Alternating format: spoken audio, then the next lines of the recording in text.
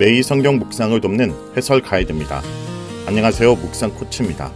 함께 읽고 나눌 말씀은 스가랴 14장 1절에서 11절까지 말씀입니다. 12장에서부터 이어온 여호와의 날에 대한 주제가 절정에 이릅니다. 그날에 라는 표현이 계속해서 반복됩니다. 그날은 예루살렘이 포위되고 함락되지만 궁극적으로는 남은 백성이 구원받는 날, 새하늘과 새 땅의 혁신적인 구원의 날이 될 것입니다. 1절에서 5절은 예루살렘의 포위와 구원입니다. 예루살렘이 포위당하고 약탈당하지만 그 가운데 남은 자들이 있습니다. 이들을 위해 하나님은 친히 싸우시며 피할 길을 내십니다. 남은 자를 언급하는 것으로 볼 때 여호와께 신실함을 요구하는 상황임이 짐작할 수 있습니다. 12장 1절에서 9절의 묘사하는 예루살렘의 구원이란 주제에 비해 14장 1절에서 3절에서는 예루살렘이 함락되는 장면이 추가됩니다. 3절에서는 분명히 여호와가 예루살렘을 위해 싸우시는 것을 보여줍니다. 14장 4절에서 21절에서는 여호와의 날에 있을 구원과 승리의 주제가 돋보입니다. 여기서 예루살렘이 함락되고 약탈당하는 모습은 종말에 있을 고난, 고통과 관련이 있는 듯합니다. 이러한 고난의 상황은 하나님의 베풀 구원을 더욱 돋보이게 합니다. 그동안 주로 그의 날이라고 표현했을 때의 문제가 여호와의 날이라는 사실로 분명하게 드러납니다. 이전에 남은 백성과 관련된 메시지에서 13장 7절에서 9절에 나오는 흩어지는 양 가운데 작은 자들, 즉 남은 자의 주제가 반복되고 있습니다. 예루살렘이 함락되고 약탈당하게 되지만 여호와로 말미암아 희망은 여전히 있습니다. 어떤 면에서 여호와의 날은 고통이나 고난이 없는 사람들의 일반적인 기대나 착각과는 다릅니다. 항상 희망과 승리만 있는 것이 아니라 고통과 고난 가운데서의 승리, 곧 고난을 통한 고난을 이겨낸 구원이 허락되는 날입니다. 그때 여호와께서 나아가사 그 이방 나라들을 지시되 이왕의 전쟁 날에 싸운 것 같이 하시리라. 3절은 남은 자가 희망을 품을 수 있게 하는 분명한 근거를 제시합니다. 남은 자의 희망은 여호와의 날이 여호와가 자신의 백성을 위해 싸우시는 때라는 사실로부터 비롯됩니다. 이 주제는 12장 1절에서 9절에 예루살렘의 구원을 노래한 것과 일맥상통합니다. 자신의 백성을 위해 싸우시는 하나님은 구약 성경에서 신적 전사의 이미지로 빈번하게 등장합니다. 그때에는 땅이 진동하고 하늘이 물을 내리며 이 산과 저 산이 요동합니다. 전사로서의 하나님과 관련한 이미지적인 묘사 혹은 서사적 진술은 오경에서도 수차례 나타난 바 있습니다. 4절의 감람삼이 무엇을 의미하는지는 본문의 정황만으로는 정확하게 파악하기 어렵습니다. 다만 스가랴 4장에 나온 두 감람나무와 관련하여 추정해 볼 수 있을 뿐입니다. 4장에서 두 감람나무는 수룹바벨과 여호수아의 역할을 상징하는 것으로 보입니다. 즉 기름 부음 받은 자, 곧 메시아 사성과 깊은 관련이 있습니다. 두 감람나무와 관련한 한상은 성전 건축이 수룹바벨과 여호수아를 통해 완성되고 이스라엘과 하나님의 관계가 회복될 것임을 암시하는 것으로 보입니다. 이는 스가랴서 내에서 메시아를 통한 온전한 회복을 미리 선취하게 하는 문학적 역할을 합니다. 감람나무의 이전의 한상은 4절에서 현재적 의미와 더불어 미래적 의미로 확장 발전되고 있습니다. 5절의 그 산 꼴짜기는 감람산이 동서로 갈라져 생긴 꼴짜기를 가리킵니다. 꼴짜기는 피난처로 다른 곳에서 언급되기도 했습니다. 산 꼴짜기는 하나님이 자신의 백성을 보호하는 상징입니다. 유다왕 우시아 때의 지진은 아모스 1장 1절에서도 언급된 바 있는데 아마도 이 지진을 가리키는 것으로 보입니다. 이 지진으로 인한 엄청난 재앙은 포로기 이후 사람들의 내리에도 깊이 각인될 만큼 끔찍한 것이었습니다. 그러나 여기서는 단순히 재앙만이 아니라 예루살렘이 침략당하고 함락되는 가운데 하나님이 개입하셔서 피하게 되는 상황을 묘사되고 있습니다. 곧 엄청난 재앙 가운데도 하나님께서 개입하심을 예언합니다. 모든 거룩한 자들은 여호와와 함께 골짜기로 도망 나온 자들을 가리킵니다. 6절에서 11절은 새하늘과 새 땅, 새 예루살렘을 말합니다. 여호와의 날의 사람들은 여호와의 임재를 새롭게 경험하게 됩니다. 이는 흔히 예언서에서 여호와의 임재 가운데 여호와의 심판을 묘사하는 것과 일치합니다. 6절에서 7절의 자연현상의 급격한 변화는 하나님의 임재를 상징합니다. 하나님이 시내산에서 이스라엘과 언약을 맺을 때 심판의 메시지를 전할 때 이런 모습을 보이셨습니다. 6절의 강명한 것이 떠날 것이라는 표현은 문맥상 7절과 비슷한 개념을 전달합니다. 여호와의 날의 빛은 하나님이 처음 창조한 빛이나 강명과는 다른 새로운 빛, 새하늘과 새 땅을 여는 빛으로 비춰집니다. 7절의 어두워갈 때의 빛은 낮과 밤에 비치는 빛, 강명과는 다릅니다. 세상의 빛은 사라져도 어둠 가운데 발하는 빛은 있을 것입니다. 8절은 예루살렘에서 생수가 나오는 것을 묘사합니다. 여호와의 임재로 말미암아 생명의 근원이 시작됩니다. 예레미야 2장 13절과 7장 13절에서 여호와를 생수의 근원으로 표현한 것과 크게 다르지 않습니다. 에스겔 47장에서는 성전에서 나오는 물을 언급한 바 있습니다. 성전은 여호와의 임재를 상징하는 것으로 하나님으로부터 흘러나오는 영적 공급을 가리킵니다. 여기서도 예루살렘은 여호와의 임재를 상징하는 성전이 있는 곳으로 예루살렘 역시 종종 여호와의 임재를 가리키는 상징이 됩니다. 동해는 사해를 가리키며 서해는 지중해를 가리킵니다. 동해와 서해에 대한 언급은 온갖 바다의 근원이 된다는 것을 의미합니다. 여름과 겨울에 대한 언급은 건기와 우기에 상관없이 지속적으로 생수가 흘러나올 것을 강조하는 표현입니다. 8절의 임재에 대한 주제는 9절에서 11절에서 더욱 발전되어 새 예루살렘의 새로움이 언명됩니다. 그러므로 새 예루살렘에 대한 9절의 선포에서 여호와의 왕되심이 재천명되는 것은 전혀 이상한 일이 아닙니다. 그날의 하나님은 이스라엘의 하나님이 되고 이스라엘은 하나님의 백성이 됩니다. 그런 언약관계의 온전한 회복은 여호와의 날에 완성될 것입니다. 10절의 아라바는 헤브론에서 아카바만까지 뻗는 요단강의 10곡을 가리킵니다. 일반 명사로 볼 경우 아라바는 평원을 의미합니다. 이는 예루살렘이 높이 들려 예루살렘을 제외한 나머지 주변 지역이 낮아지는 것을 가리킵니다. 상대적으로 예루살렘이 높아지는 것을 부각하며 예루살렘의 회복, 안전을 강조하는 역할을 합니다. 게바는 예루살렘 동북쪽으로 대략 10km 지점에 위치하며 림몬은 예루살렘 남쪽 약 45km 지점에 위치합니다. 이것들은 예루살렘의 주변 산지를 말합니다. 아라바같이 되었다라는 것은 낮아졌다는 것을 말합니다.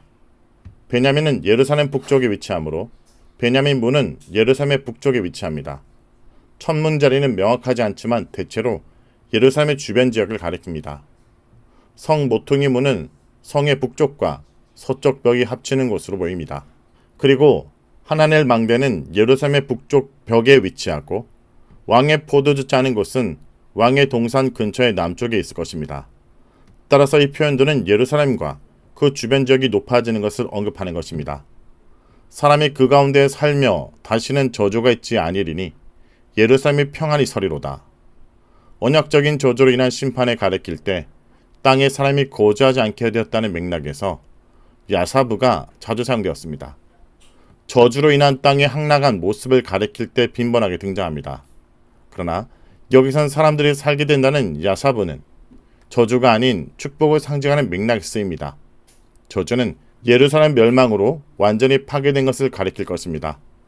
예루살렘이 다시는 멸망하지 않을 것이라고 하는데 이것은 온전한 언약관계가 실현될 것을 약속하는 것입니다. 성도 여러분, 우리는 끊임없이 혼돈과 파괴의 위협 속에 살아갑니다. 그러나 오늘 말씀은 우리에게 한 가지 분명한 진리를 선포합니다. 혼돈 속에서도 왕의 통치는 계속되고 있다는 것입니다. 여러분의 삶은 지금 어떤 상태입니까? 혹시 전쟁터처럼 무너져 내리고 있진 않습니까? 어둠 속의 빛을 찾고 있진 않습니까? 영적인 갈증으로 목말라고 있진 않습니까? 기억하십시오. 예수 그리스도께서 바로 그 왕이십니다. 그분은 당신의 무너진 삶에 찾아오셔서 다시 질서를 세우실 수 있습니다. 그분은 당신의 어둠 속에 빛을 비출 수 있습니다. 그분은 당신의 목마른 영혼을 생수로 채울 수 있습니다. 우리는 이 혼돈의 세상에서 이 왕의 통치를 어떻게 경험할 수 있을까요? 바로 우리의 삶의 왕자의 그분을 모시는 것입니다. 더 이상 나 자신이 내 삶의 왕이 되려고 애쓰는 것을 멈추고 예수 그리스도께 모든 걸 내어드리는 것입니다. 그분의 통치에 순종할 때 우리 삶은 더 이상 불안과 염려의 땅이 아니라 왕의 평안과 안식이 넘치는 땅이 될 것입니다. 오늘 말씀을 놓고 기도하겠습니다. 주님, 오늘 스가랴 말씀을 통해 왕 대신 예수 그리스도의 통치를 바라보게 하심을 감사드립니다. 우리 삶에 무너진 성벽들과 같이 절망과 운동 속에 놓여있는 우리의 모습을 주님 앞에 내려놓습니다. 주님, 우리가 이 영적인 전쟁에서 홀로 싸우지 않게 하시고 우리 대신 싸우시고 승리하신 예수 그리스도를 의지하게 하여 주옵소서. 십자가의 어둠을 지나 부활의 빛을 보여주신 주님, 우리 삶의 가장 깊은 어둠 속에도 주님의 빛이 비추게 하여 주옵소서. 주님, 세상의 욕망과 염려로 목마른 우리의 영혼을 주님께서 허락하신 생수로 충만하게 채워주옵소서. 우리 삶의 왕좌에 주님을 모시기 원합니다. 더 이상 우리 자신의 힘으로 살아가지 않게 하시고 주님의 통치에 온전히 순종하며 살아가게 하여 주옵소서. 예수 이름으로 기도합니다. 아멘.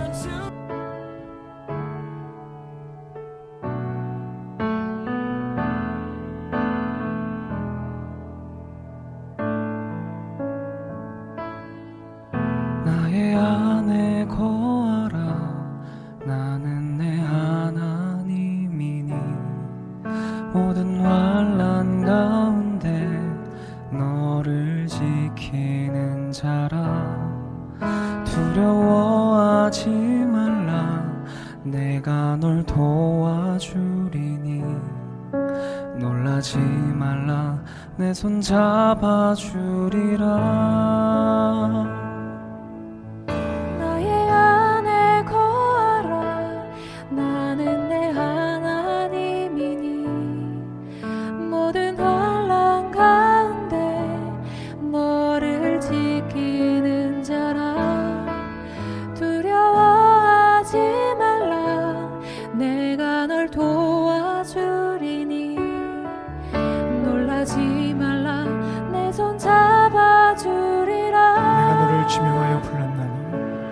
내가 너를 지명하여 불렀나니 너는 내 것이라. 내 것이라. 너의 하나님이라. 내가 너를 보배롭고 존귀하게 여기노라. 너를 사랑하는 내 여호와라.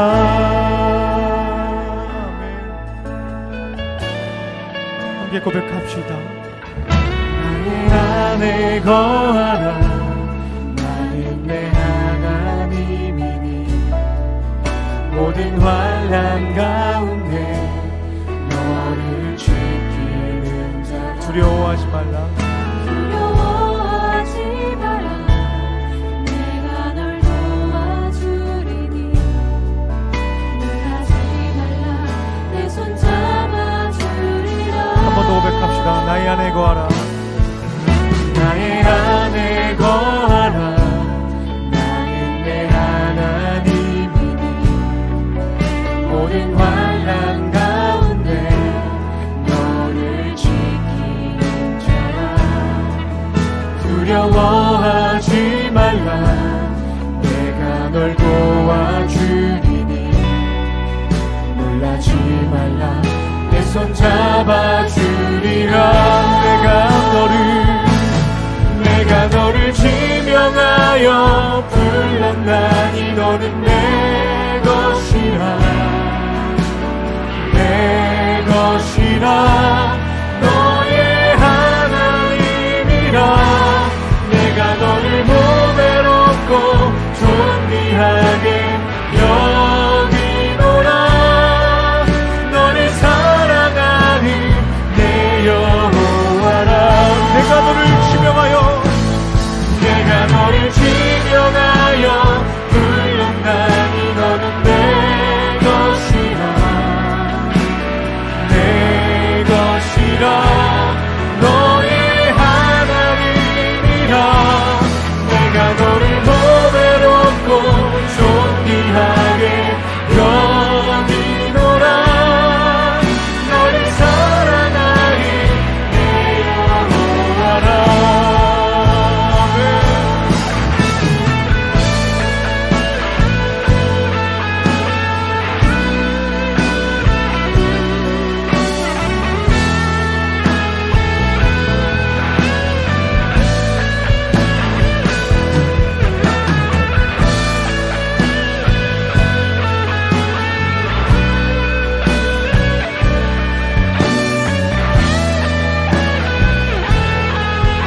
내가 너를 지명하여 불렀나니 내가 너를 지명하여 불렀나니 너는 내 것이